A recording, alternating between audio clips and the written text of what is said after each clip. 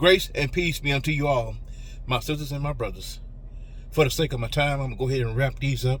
I'm not sure how many I'm going to do, but I'm going to do as many as my time will allow me to. So here we go. Responding to trials with faith. Responding to our trials with faith. Responding to our trials with faith. Consider it pure joy. My brothers and my sisters, whenever you face trials of many kinds, because you know that the testing of your faith produces perseverance. Coming from James, the first chapter, verse 2 through verse 3. I'm going to walk you through this one just for a second. Here we go. Trials. Watch it. I'm going to walk you through this one. Trials are an inevitable part of life's journey, but how we respond to them can be very transformative. Today, we dive into the book of James to explore how responding to the trial with faith can lead to endurance and growth. Number one, trials come in various forms of illness, loss of life, disappointment, challenges that test our faith, our resiliency.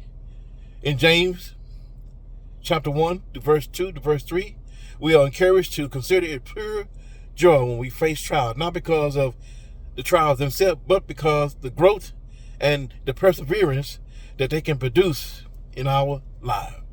Number two, responding to trials with faith begins with a perspective shift in our lives. Instead of viewing trials as a setback or a source of despair, watch this.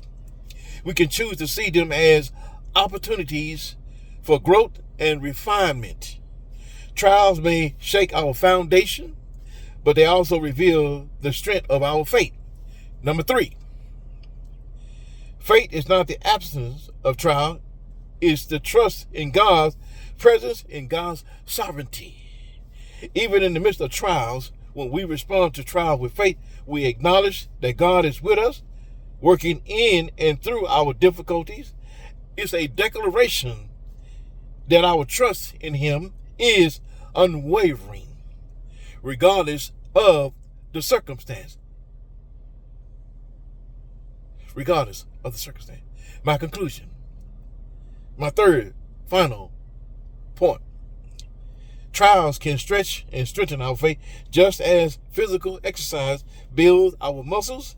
Trials can build our spiritual endurance. When we lean into God's during the trial, we discover a wellspring of strength and perseverance we didn't know we possess. Imagine that.